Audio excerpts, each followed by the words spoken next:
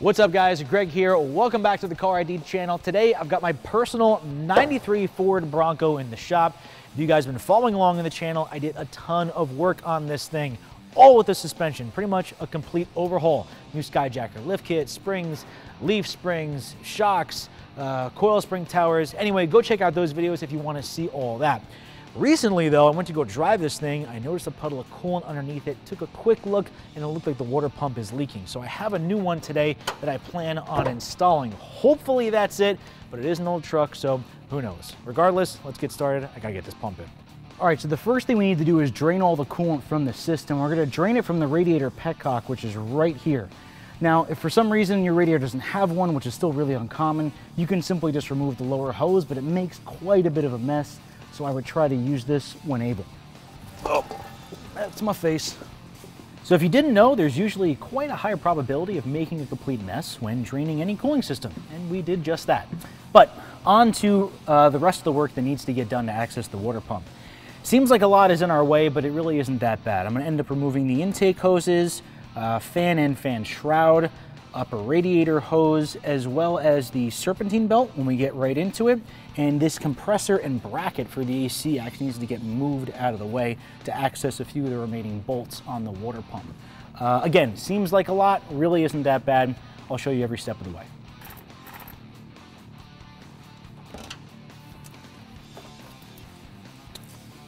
You see how swollen these are? This is a prime example of a coolant hose that has seen better days. Oh, that one's on there. There we go. Might make a little bit of a mess. Oof. We have got some serious rusty coolant. Not a good sign. So what we'll end up doing to try to remedy this situation is once we do all the repairs, I'll probably end up flushing the coolant on this cooling system several times to try to get all this rust and sediment out. That's been in this engine for quite some time. Next, unbolt the fan shroud from the radiator, 2 8mm bolts.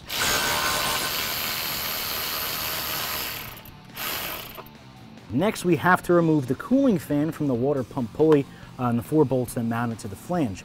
All right, now that I've got 3 of the 4 bolts for the fan removed from the pulley, I'm gonna take the tension actually off this serpentine belt by just pulling on the tensioner and just taking the belt off. In this case, I just chose to use the AC compressor to get rid of that. That way there's no more tension on this pulley.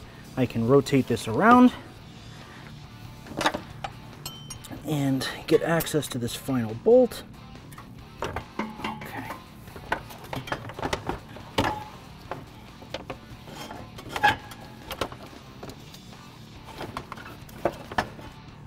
Fan. And then there's the shroud. All right guys, unfortunately we found some more issues. This radiator is actually no good. You can see it's been leaking along this seam where the core meets the outer shell, this plastic housing. So it's a good thing we saw this. This cooling system has multiple issues. This radiator can't go back in the truck. That's gonna have to get replaced as well.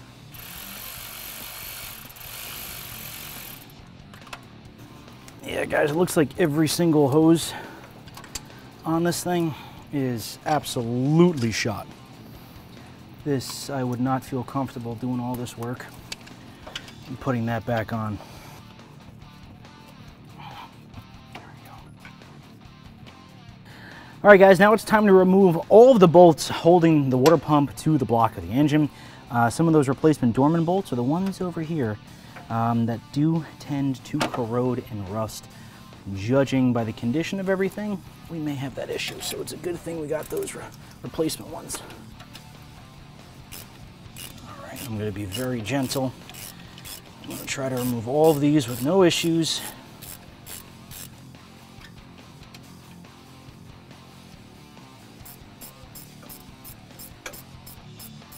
Yeah, you can tell this thing's been leaking for quite some time because 2 of these bolts, one already broke, and the other one is pretty well seized in there.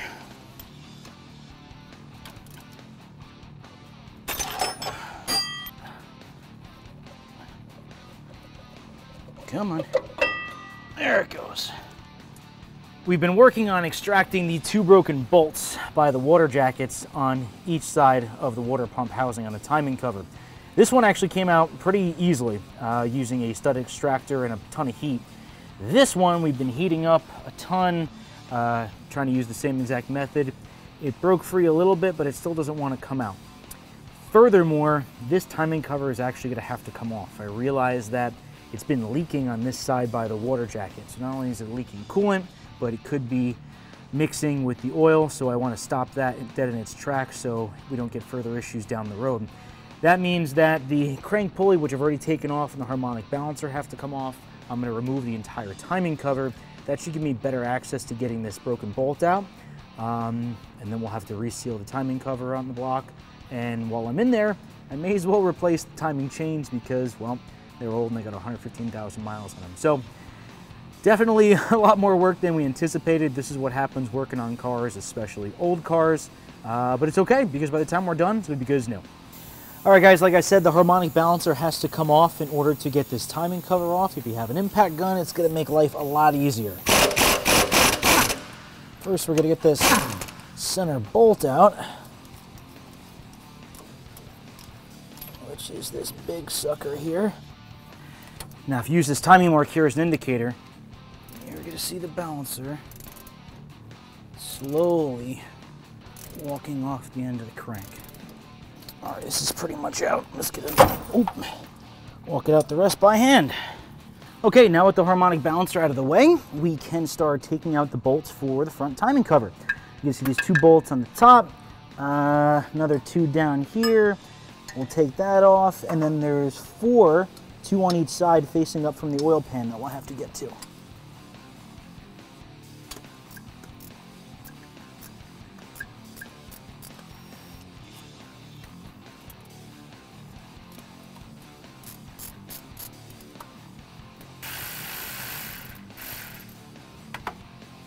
All the bolts out of the timing cover. I'm going to gently pry at this or tap on it with a dead blow hammer. This is aluminum, so I don't want to use a steel hammer. One thing that we can't forget is that we do have a broken stud over here, which may make it a little bit difficult to get out. But all right, guys, a lot has happened off camera. Now, the last time you saw this, we were still fighting with that 1 broken bolt that was stuck in the timing cover, and no amount of heat, prying, or anything else was getting that thing out. So I had to resort to pure destruction and cut the bolt out of the timing cover. Now this is going to result in having to replace the timing cover, but Dorman offers a replacement that I picked up for this truck, along with a new timing chain and gear set that we figure we might as well replace since we're in here. But before we can install any of these new parts, we have to clean the gasket mating surfaces, starting with the thermostat housing. 14 mil bolt to take out the cam sprocket bolt. There we go.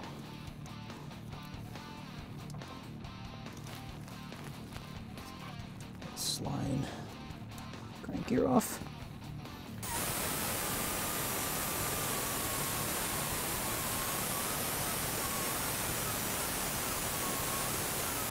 All right, new timing chain set ready to install. Make sure the timing marks are lined up, and we're going to install this as one entire assembly. So we'll get the crank on first. Give that a little wiggle. And then the top cam sprocket, we'll work that on. You don't want to drive this in whatsoever with the bolt. Slowly work these on. Oh, that looks great. You can see how our marks still perfectly lined up. Nothing moved. Always check that before you go any further. All right, next we're going to take our camshaft sprocket bolt and we will thread that in, and then that gets torqued to 40 foot-pounds. Just to give that a little snug. Get our torque wrench. Perfect. All right, with any new chain install, you just want to lubricate it with a little bit of oil. Just gonna take this, just kind of run it down the sides, just to make sure that's not bone dry. I'm going to fire this up. Take a little bit of oil, You just coat the outside of the seal. And this lip is going to face out. Oh, look at that. She's cooperating. All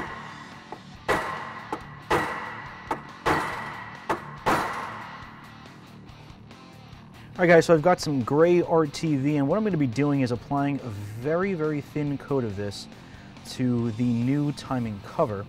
And not only is that going to help seal when we actually put it on the motor, but it's going to help hold the gasket in place so you're not fumbling around when you're trying to position the new cover.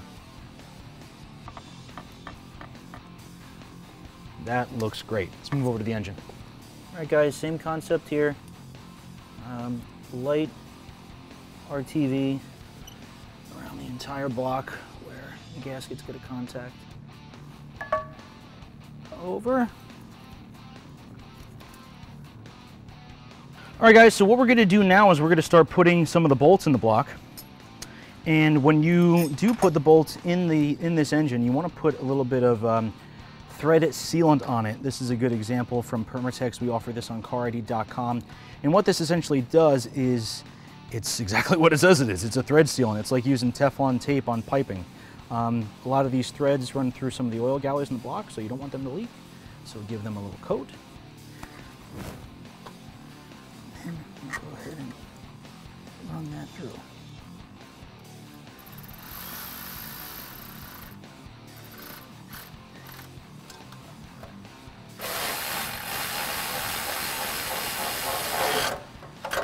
We're just going to go around, torque everything to 15 foot-pounds.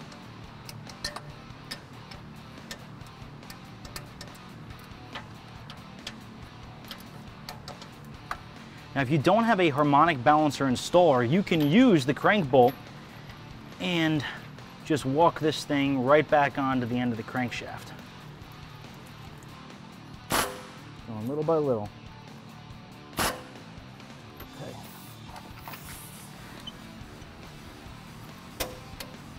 That's it. 90 foot-pounds. All right, last thing, we'll get this crank pulley on. That just kind of rests on that end snout on the dampener. There's 4 bolts.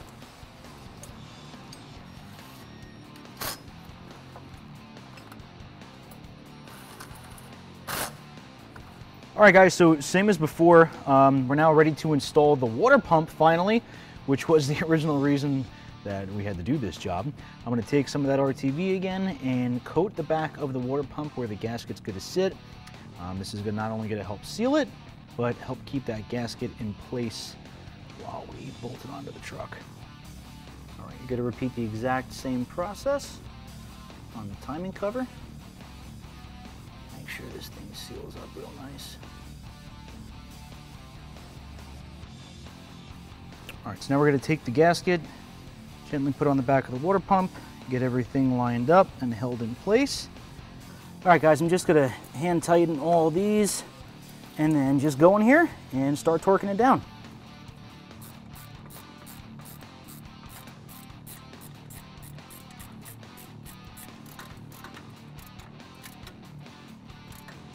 All right, now we're going to get this big bracket back on by sliding it over that water pump bolt stud. And then using these 3 huge bolts to get it bolted back up to the cylinder head.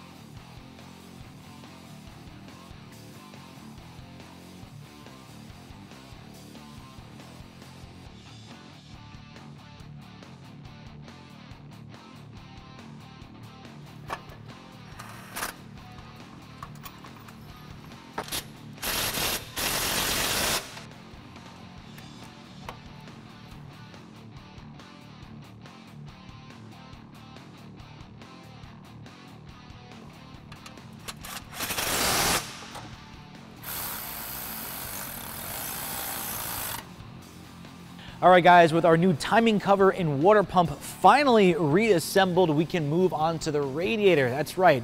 Earlier in the video, we noticed that the radiator in this truck was also leaking. So I picked up one of these from OSC. They're one of the leaders in aftermarket cooling system repair parts, and this radiator is an exact replica to what came with the vehicle from the factory, so I know it's going to be a perfect fit. They also include all of the fittings and hardware for the trans-cooler lines if necessary. But enough about that, let's go ahead and get this thing installed, and I'm going to show you how to do it. All right, let's try not to make a huge mess here. Okay, we'll leave that kind of just hanging in there for now.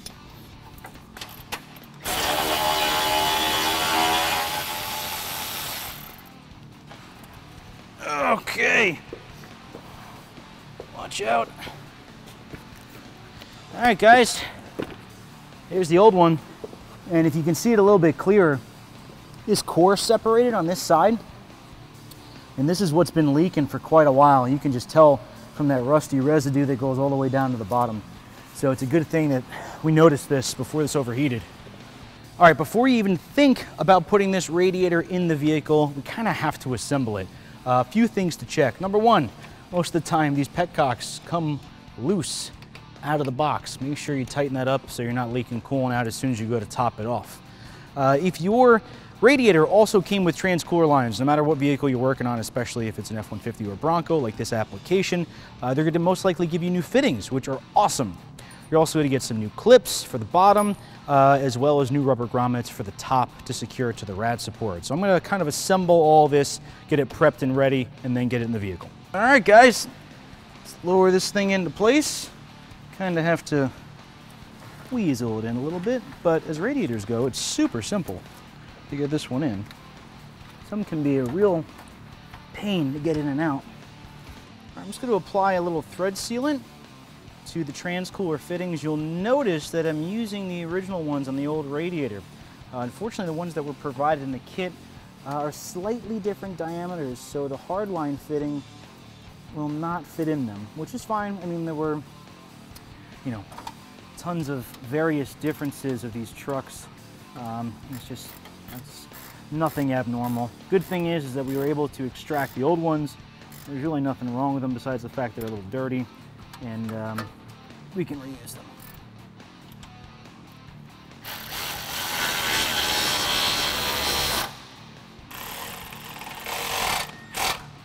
Hooked up.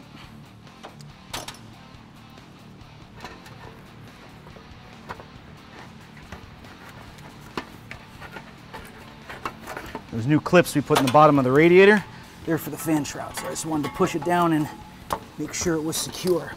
Now, we can get our fan back into place. There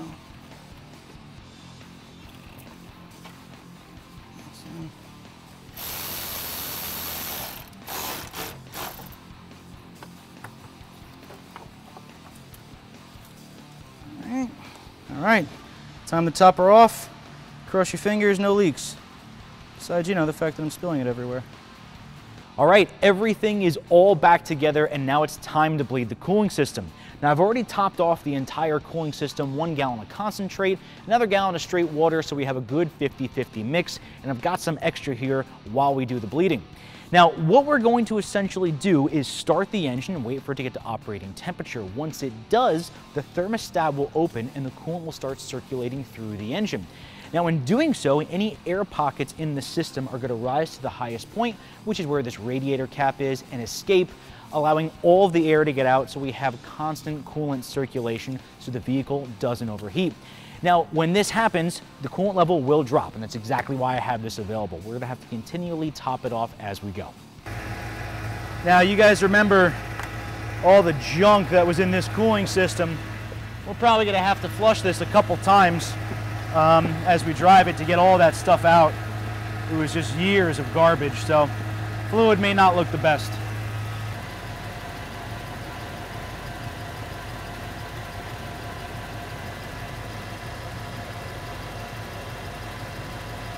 All right, guys, well, needless to say, this thing fought tooth and nail throughout this entire repair process. But realistically, I'm kind of happy because all we've done is make it more reliable. It's got a new radiator, water pump, thermostat, gasket, timing chain, timing cover, belt, hoses. This thing is ready to go, and I'm happy that all of those issues with the cooling system got addressed. Now, if you want to see more with my personal Ford Bronco as I go through this build, make sure to subscribe to the channel, follow us on Instagram, Facebook, and TikTok. And as always, I'm Greg. I'll see you next time.